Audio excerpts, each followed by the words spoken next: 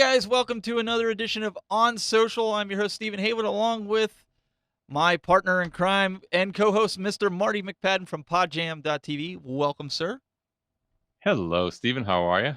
I'm doing well. It's almost the weekend, and we're not sitting in that blazing heat that we were last week, even Oh though my goodness. people didn't know that. But so today I thought was going to be really cool because we're going to talk about the app that everybody's been doing that's turning you old and allowing you to put that. No, I'm just kidding, people. Don't tune out. We're not going to talk about the iOS app that makes you look like an old person. That was the buzz last week. Everybody was out downloading this app and you know trying to make themselves look like they're in their 80s and not. Why would you want to do that? Just why? Anyways, we're going to talk about something that's really relevant, something that you guys can use in your everyday broadcasting that has nothing to do with that. We're going to talk about green screening today and green screen setup, and Marty has received a lot of compliments about that. But Marty, first, we want to introduce a new segment that we hope to start maybe in the next couple weeks. And a lot of users have been posting comments of how to do this, how do I do this? So what we want is we want you guys to go out and do a quick video. It could be what, 2 to 3 minute video, okay, of your setup in your studio. It doesn't matter what you're using or how you're doing it. Talk about what you're doing. Ask us things that you think you can improve on, and we can go through and dissect your video. We'll go through and look at it. And here's the other cool part, Marty. This was even the cooler part. The product manager of Wirecast wants to see these videos. They want to see the workflow. Lynn over at Telestream wants to see the workflow that the customers are using with Wirecast. She wants to see these workflows of these video gurus that are out there in hopes to even make Wirecast a better product. So, you guys out there, you want to get involved in the show, you have a studio set up, or you're not quite sure how to do it, or maybe you just want to get on cam and say, hey, guys, I want to do this. This is my room. How do I do it? Marty, myself, and Jeff will take a look at that video, and we'll do it live. We'll have it live. We might even be able to get you on as a caller, as a guest, to kind of walk us through your setup, or we can just do it through the video. And we'll go over it in the last 10 minutes of the show and look at it and say, there's certain things that you're doing good, but there's certain things that you could improve on. So if that's something you want to do, send me an email, stephen.h@telestream.net. Upload it to Dropbox, whatever your favorite place to upload files. Send me a link. I'll make sure Marty gets it and Jeff gets it, and we'll download it. We'll take a look at it, and we'll showcase it on the next shows, going forward. So we really want to see it. We want to, Marty, right? We want to be able to help you guys out there. Oh, absolutely. I think it's a great idea. We were discussing this past couple of weeks, and just ways to get. You guys have been great so far. We're 10 episodes in, just trying to find ways to get people more engaged and engaged with the show, and also answer the questions that you want answered. And it's just a great opportunity. I mean, everyone has a video camera. If you're doing live video, you have camera. And it's just a great way to address certain issues that you might be having in your studio or your setup. And I can guarantee you one thing: if it's an issue you're having, there's probably 10 other people having the same issue. So it's a good point of discussion. We can help each other and just improve and see what's going right, see what needs to be improved. And I mean, Stephen, you and I have done plenty of troubleshooting ourselves on various things. So think of it as like kind of a group troubleshooting and Yep. help session with video. I mean, we're all, this stuff is changing all the time. So any kind of help that we can do and addressing actual situations, actual setups is what we want to do and get you guys more involved. So I'm looking forward to seeing what's out there, what problems people are having, and how we can address it. Yeah, and I almost forgot to say, you can also ping us on Facebook. I mean, if you're friends with Marty or myself, send him a message, shoot him a PM and say, hey, here's a link to my video. I put it up on YouTube or I put it up on Facebook or whatever.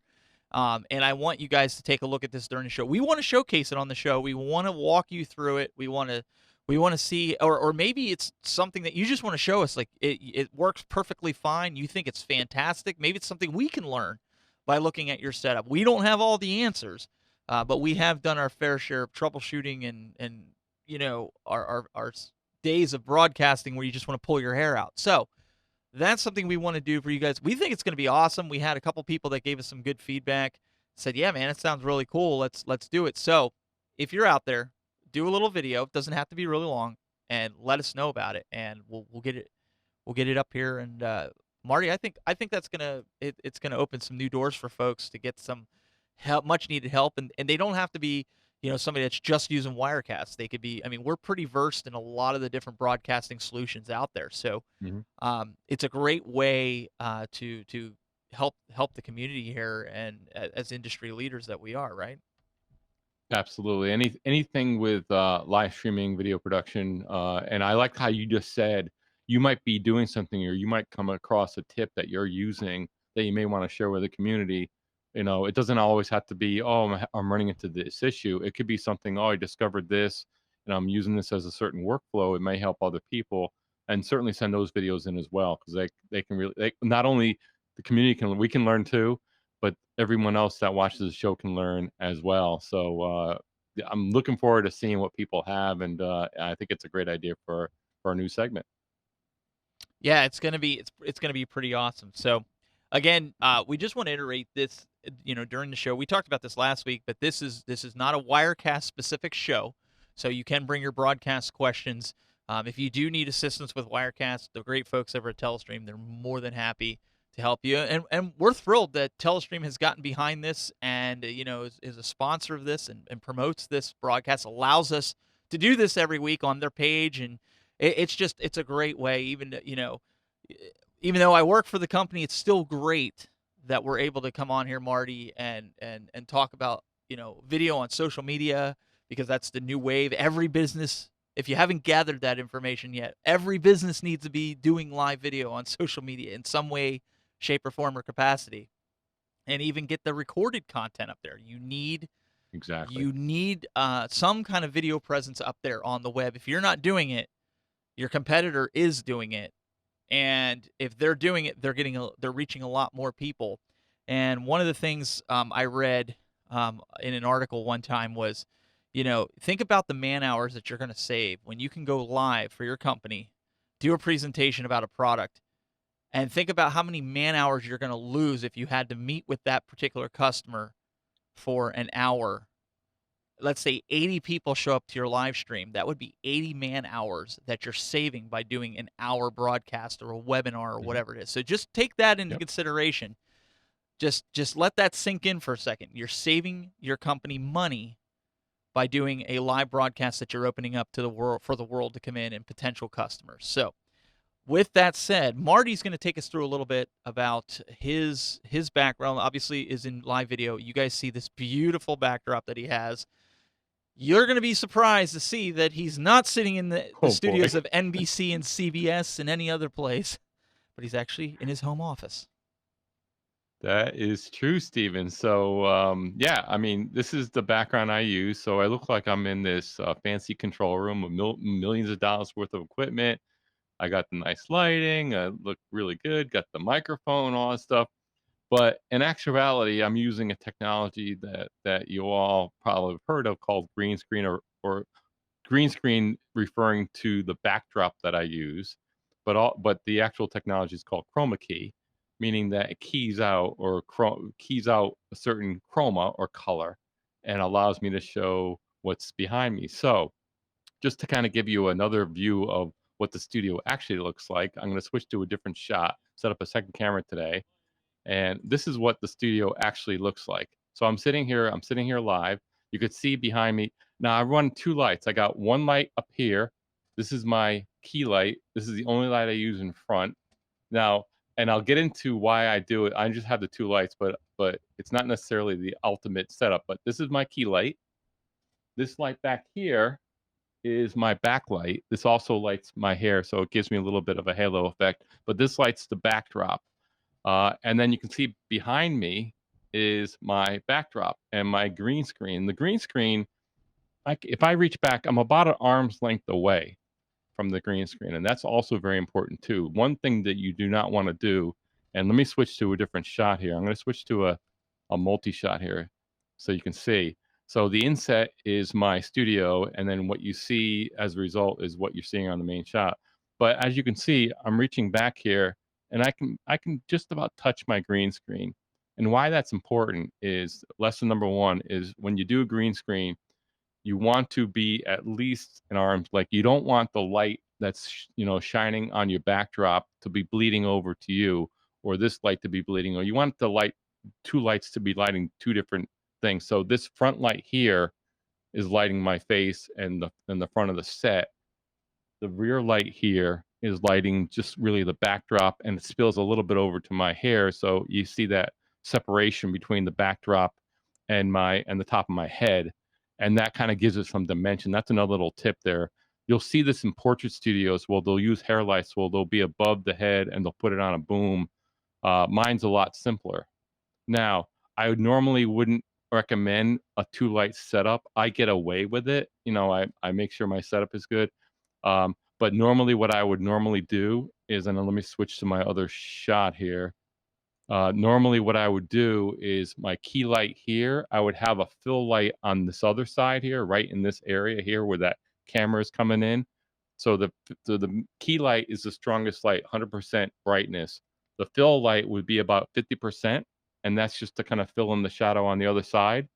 And it also the reason why you'd have it at about 50% is you want it to drop off the face. You want it to give it a little dimension. My lighting, if I switch back to my main shot, my lighting is fairly flat in the front, so it's fairly even. If you really were doing it properly, and eventually I like to add some more lighting just to give it more dimension, but I would have it on this side here, this side of my face, I would have a half power fill light.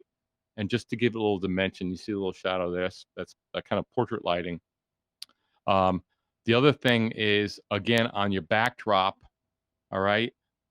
The backdrop that you use, the reason why we use green or you see green used is normally that's a color that doesn't normally appear naturally in your shot. Normally, you're not wearing clothes that are that kind of like that weird green color.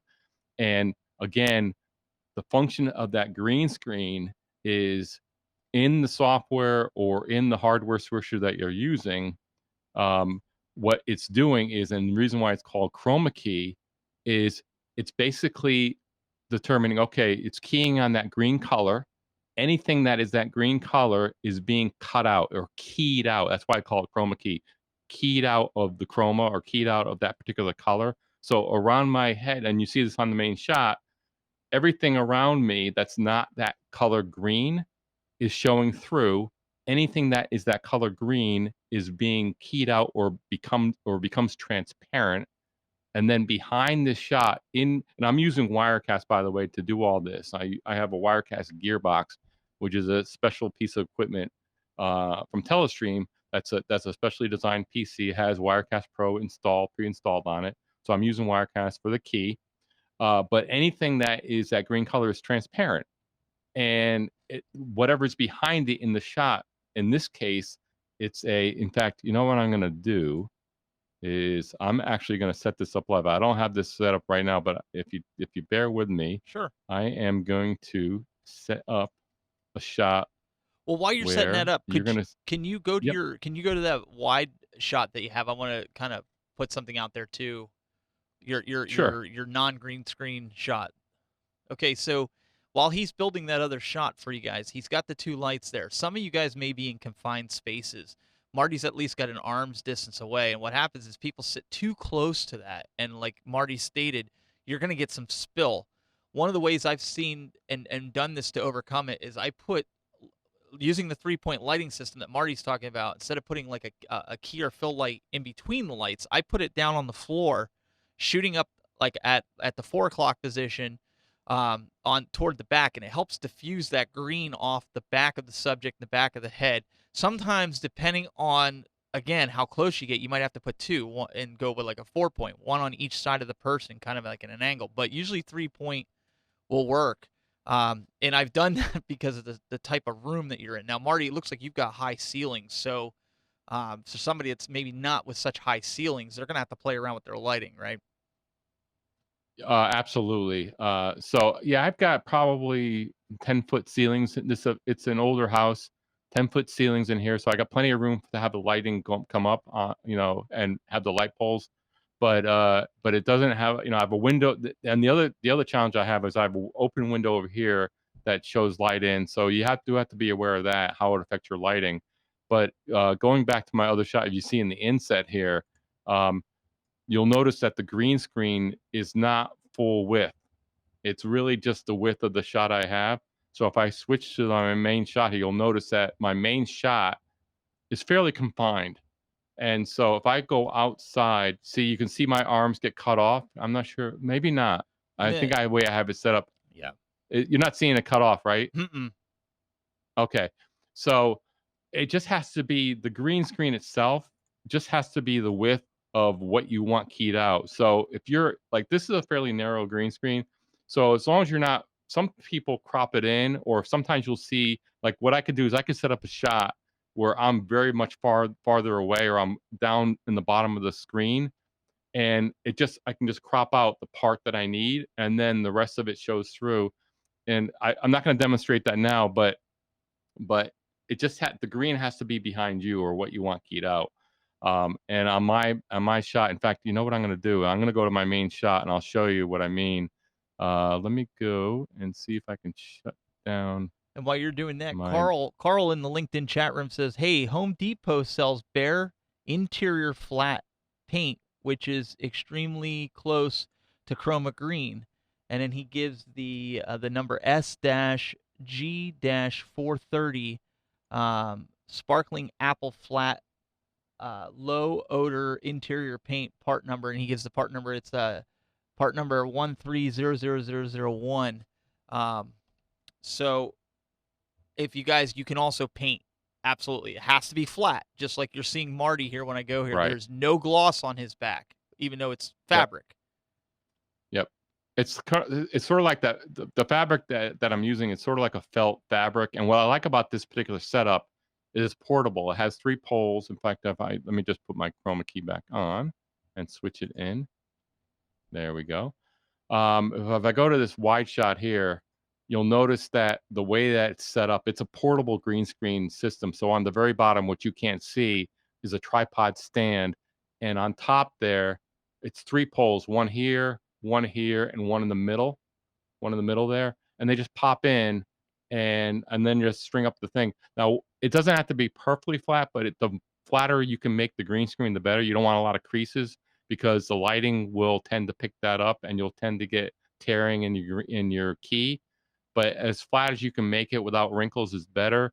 And also the important part is, as even as you can make the light, the better. Normally, what I would suggest is like Steven, I think you were mentioning some uplighting to even out the lighting is Mm-hmm. a good idea. The key is you probably have to use a couple of lights on your green screen. If you can get a light above the greens, like coming over the top and shining down on the green screen or something like here. Again, my setup is not optimal. I'm not endorsing my setup. I'm lucky I got it dialed in. I'm using 2 lights. It's not normally what I would recommend for green screen. Again, I would recommend the 2 lights here, probably a hair light, and at least 2 lights on the green screen, one on either side, just to even it out. But that's a key too. And depending on the software or the hardware switcher that you're using, that also determines the quality of the green screen. Now I'm lucky. I'm using Wirecast, and you can see here that the quality of the green screen just with 2 lights is pretty good. I mean, again, not optimal a setup, not a recommended setup that I would normally use, but the key is pretty clean. I'm not getting a lot of tearing. So I'm really impressed with the quality that I'm getting out of Wirecast as far as the actual key goes, the cutout goes.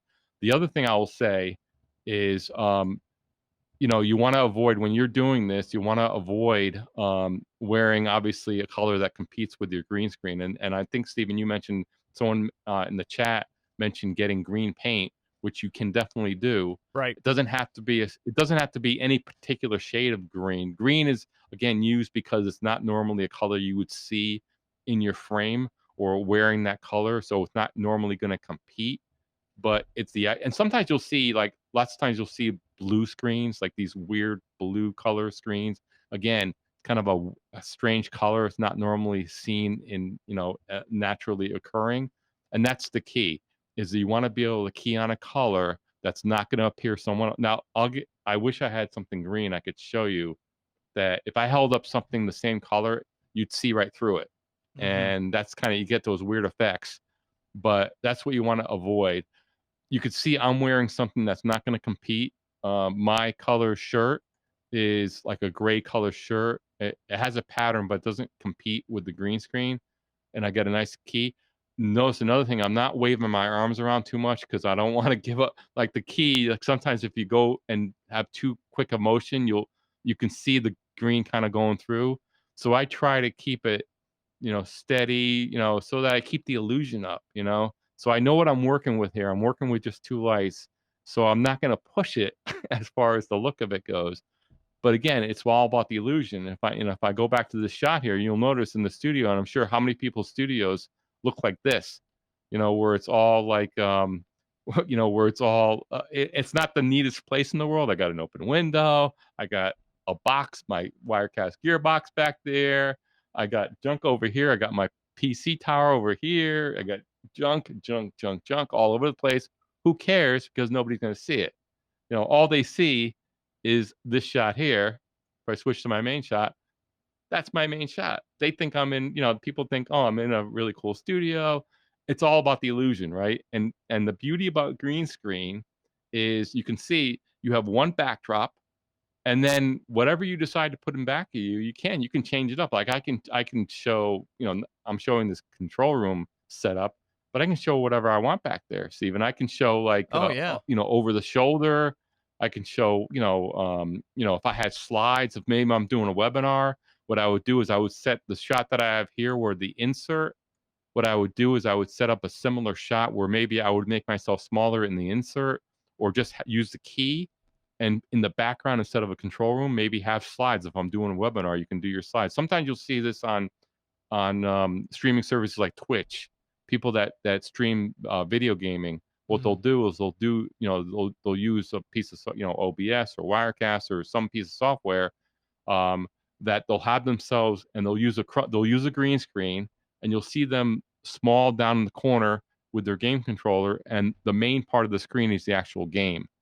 And that's how they're using the green screen technique to be able to get themselves in there. And again, they're adjusting the size of their shot. So when you're building your shot, it's a layered shot. And folks that do this, you can know that you build it in layers. So my top layer is my main camera. The top layer in this shot is the insert. So it's going over my main camera. My main camera comes second, and the third layer is that control room video that you see looping. And So and I think there's go ahead. something else with that. If you can go back to your green screen shot with the Sure. lighting. So if anybody's ever wondered, you go to these websites a lot of times, and there's a video that pops up, or you see, a video where the person's walking you through their website. A lot of times they have a green screen that the person's standing in front of that they're recording, like Marty said with the screen capturing. They're screen capturing the website and walking it through as the person's talking about it, just like the weather people do.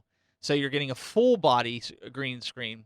And another thing to take notice of with the lighting, you notice he doesn't have the light bulbs pointing at himself. He's using the reflection off the umbrella to light himself evenly. There's so many times I've seen people make the mistake, they turn those umbrellas the other way, and they don't get the nice even light or even that much light out of it. So that's something else to keep in mind, that how to properly use these types of lights and soft boxes and things, and you're going to have to adjust them based on your room, right?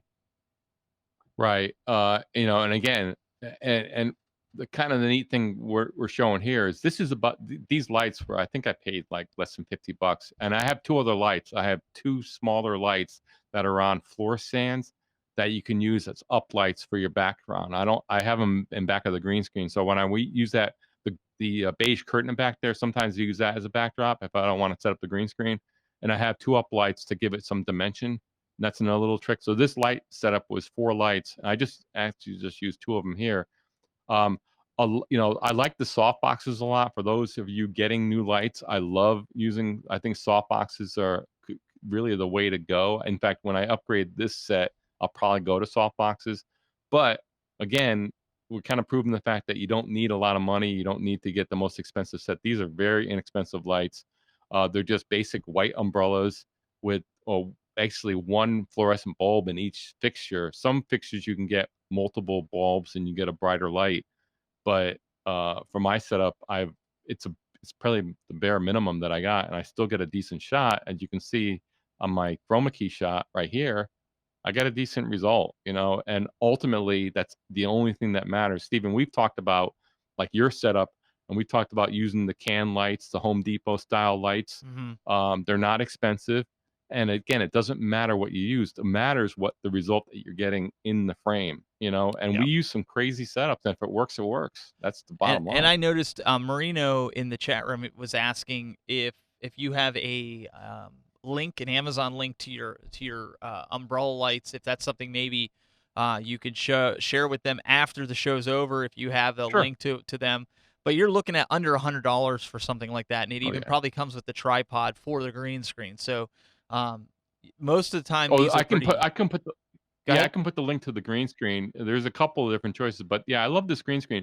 It's just in fact, let me just switch my shot. It's just a felt type fabric with these eyelets here, and they just hook in. It's the three poles, they come out, everything folds up, it goes in a bag they can carry. It's very easily portable. So if you're doing work, say if you're doing broadcast work as a profession, they need a green screen on the road. Not only does it work in a studio, but it's very easily portable. You can take it on the road and you're ready to rock. But I can certainly post the link. I got it from Amazon a few years ago, and I can certainly post the link. And That's there's not a an lot of issue. And also similar ones out there. So I mean, exactly, exactly. what one thing Yep. you touched on that I want to reiterate before we have to wrap is making sure you get that screen as tight as you can or as flat as you can.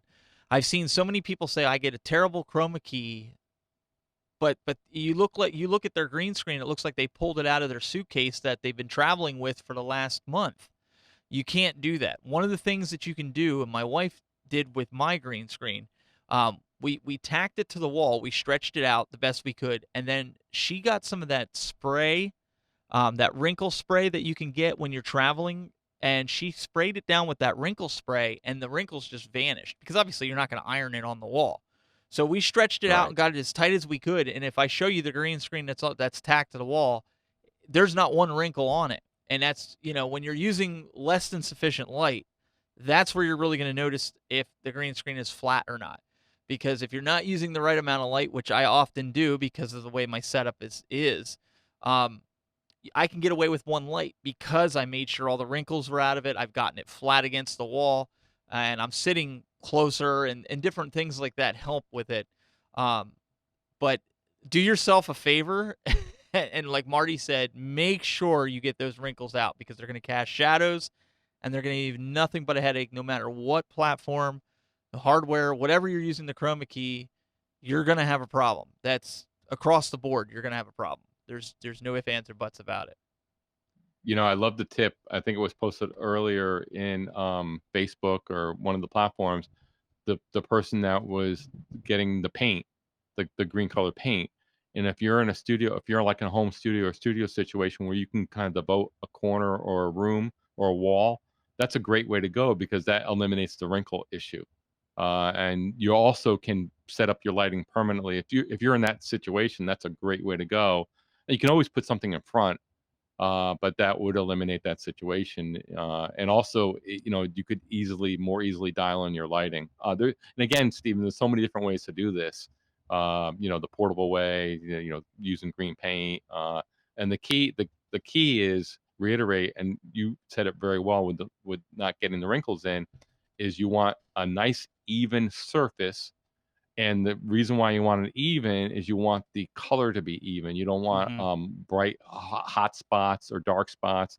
And that way the key, because when you put the key on, and in Wirecast you can select, actually have this like dropper tool where you select the color and it actually keys in there, automatically sets all the settings. And it works pretty well. I rarely have to do any other adjustments, Hmm. just on the color. And as long as you have a nice even light, it usually handles it pretty well, so Yeah, I mean, it's something that you're going to have to play around with. And again, it's not something you're just going to be able to slap up and make it work. You have to fine tune it. You have to play around with it. You got to judge your room. Like I don't have the 10-foot ceilings like Marty has. My ceilings are about 7.5 feet, so I have less to work with. So there's even some areas of my studio it's less than that. It's about 6.5 feet. So I have to work within those constraints. So you can make a good chroma key. You just have to understand how the feature works. And I think Marty, you did a fantastic job explaining that. And there's different ways of doing it. You can get like he said, the light. There's like a bluish color, which is not a standard blue that you would wear in a shot. So, you can take a look at those. I've done it with orange, like a bright hunter's orange, because unless you're doing a hunting show, you're not really Right. wearing that bright hunter's orange. So you can chroma key stuff like that. So it's one of those things where trial and error, but you see what Marty did, and gosh, I wish Jeff was here. He could show his setup, but I guess we'll have to do that Oh for yeah. for another time. But you know, We when he's on next time, we should have him show his setup. Hopefully, give him some heads up. That would be great to see. Because everyone does it a little bit differently. Mine's pretty simple and yeah, pretty stark. It's not complicated. But I know Jeff has a permanent studio that he works from, so that you'd be interested to see yeah. his setup too. And for those that are asking, this is available in all versions of Wirecast. There's 3 different flavors of Wirecast. In fact, I can pull up the website here for those you've heard us talking about Wirecast through this broadcast. This is the flavor of software that Marty's using and we're using here to encode the show. So there is a multitude of versions. So we have a $250 version, which is the Wirecast 1, which you can do chroma key on. And then there's the Wirecast Studio, which also you can do chroma keying on for $449, and then you have the Wirecast Pro at $699. Now, with that, not only do you get that, but you can pay for the premium support where you can talk to a live tech if you want to talk to somebody on the phone, or you can keep the standard support, which gives you a year of email support, plus it also gives you the ability to do upgrades for free.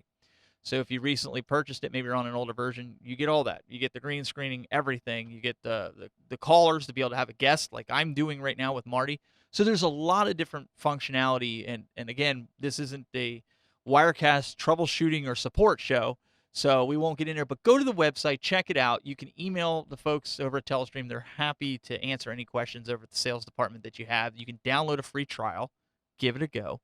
And so you can start taking your video to the next level here on social media. Marty, I think that's the best way to do it. Trial and error. Get out there, do it, Yep. and see what kind of results that you're going to get, and send your setup in. We can take a look at it and see if we Yes. can I'm help you looking out with forward. it. I can't wait. I'm looking forward to that. So that'll be fun. Ladies and gentlemen, Mr. Marty McPadden from podjam.tv. You guys can go follow him on Facebook, ask him to be a friend, and just look up Marty McPadden. I'm sure he wouldn't mind connecting with you guys. We're also all over the place in the different Wirecast broadcast forums that are out there. So you'll see us. Feel free to hit us up.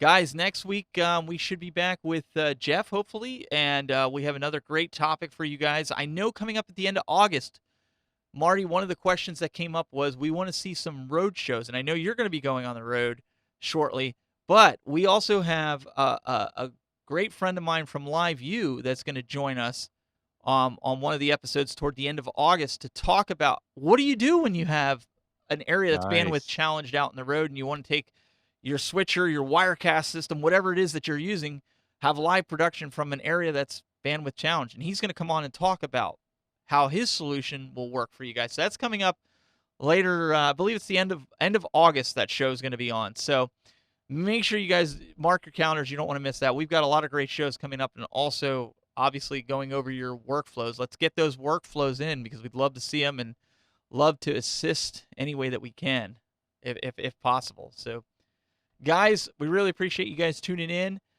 We had a great time here. Enjoy your weekend, and we'll see you next week for more on social.